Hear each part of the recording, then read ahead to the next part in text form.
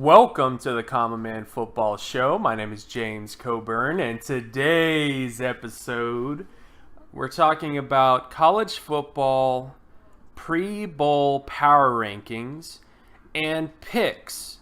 We're getting to that point where football's almost over, guys. So we're getting to that area where things are going to get kind of interesting. But I figured we'll just kind of show the final power rankings, just in terms of what the teams are looking like before their final game.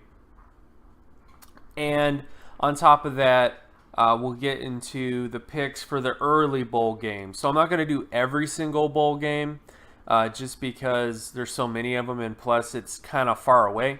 But I'm at least going to do the opening kickoff bowl games, those first couple bowl games to kind of kick the season off, and give you some picks for those. So starting out, let's get to the power rankings to start out. So essentially with the power rankings, and if you are new to the channel and you're new to the data work that I do, the information is in the description. So terms and definitions are in the description.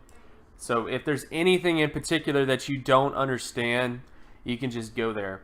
But this is basically how the power rankings are coming up right now. Again, the power rankings deal with how the offenses are performing, defenses, special teams, the strength of schedule that they faced, the wins that they had against that strength of schedule, and all that stuff goes into a simple ranking system.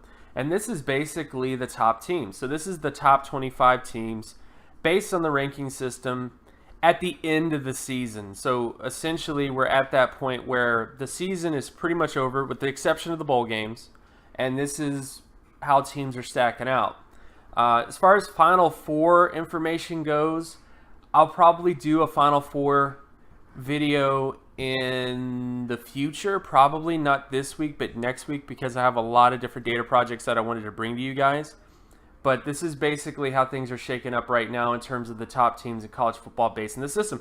Now, again, this is not my opinion on the top teams in college football. It's just a general ranking system that takes into account various things when it comes to winning football games, etc.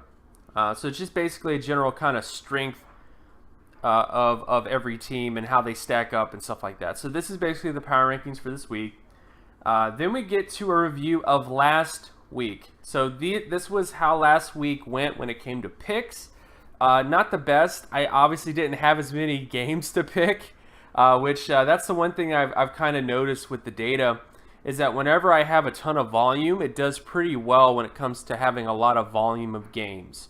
So if I'm picking, say, 22 games, the data does pretty well in terms of predicting all those games. If it's very specific games that are very, very close data-wise, like a lot of these games that I'm showing you right now, like Oklahoma versus TCU or Auburn versus Georgia, etc., those data-wise were very close games from a statistical standpoint. And that's the one thing I want to do in the off-season, is to kind of pinpoint what specific variables, what specific data points kind of point this into that kind of direction. So that's one thing I just wanted to take note of. And if you have any suggestions, if you have any suggestions about different variables that I should test in the off-season, be sure to leave a comment section below.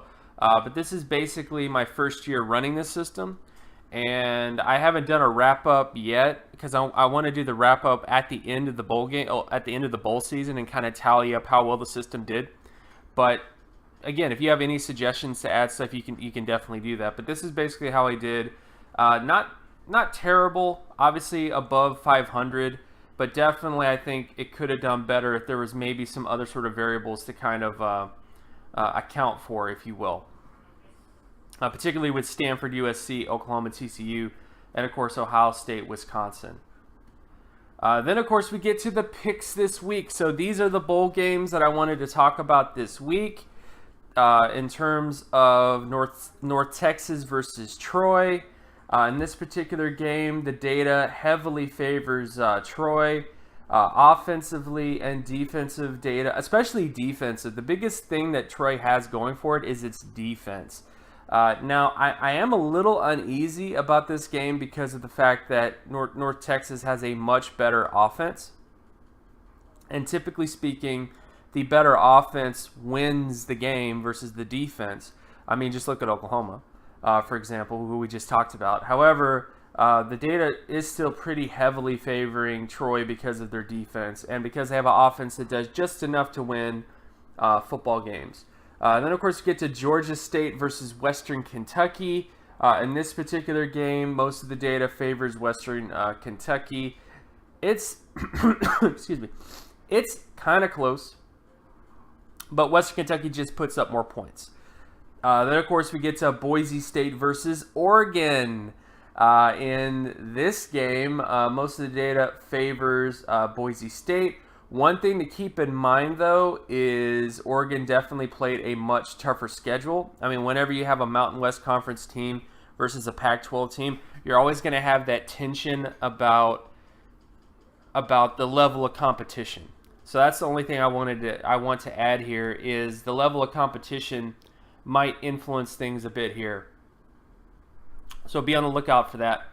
Then, of course, you get to Colorado State versus Marshall. In this particular game, it actually favors Marshall. One thing to keep in mind here as well is strength of schedule. Colorado State played a slightly tougher strength of schedule. Colorado State also has a better offense, statistically speaking. And that's actually the big difference between both these teams. Colorado State is a much offensive-heavy team, whereas Marshall's more of a defensive-heavy team. And again, offensive teams typically win more than defensive teams in college football, as a general statistical rule, if you will. So just keep that in mind if you're thinking about betting on the game or whatever. I mean, whatever, again, I don't condone that, but whatever you decide to do with this information, you choose to do with it. And then, of course, you get to Arkansas State versus Middle Tennessee State. In this particular game, most of the data favors Arkansas State pretty heavily, and Arkansas State just has a really, really strong offense. So I don't see an upset here per se. Arkansas State's also won more football games, so I think this should be a pretty decent win for Arkansas State for the most part. So those are the picks so far, guys, in terms of bowl games that I wanted to do this week. In terms of agendas for the next couple weeks, I am finishing up a major FBS collection project. So in terms of doing a full season FBS collection project, when I get that done, I'm going to post that information onto my blog. And I'm also going to do videos on it for you guys in the future. I'm also going to have the metric watch list in terms of, or not the metric watch, but the metric All-Americans, which essentially gives you all the top college players from a statistical standpoint. And I'll get into more about the methodology with it. But I did a similar concept last year, not on this channel, but on my website, which got some pretty good reviews from a lot of people. A lot of people enjoyed that. So I think I'm going to also do the metric All-American list, which should come out in a couple weeks as well. And then, of course, I'm also doing a FCS data collection as well, which that's kind of slowly chugging along, but I'm slowly getting all the data for that. And I'm also going to be releasing that as well. Of course, Senior Bowl, Shrine Game.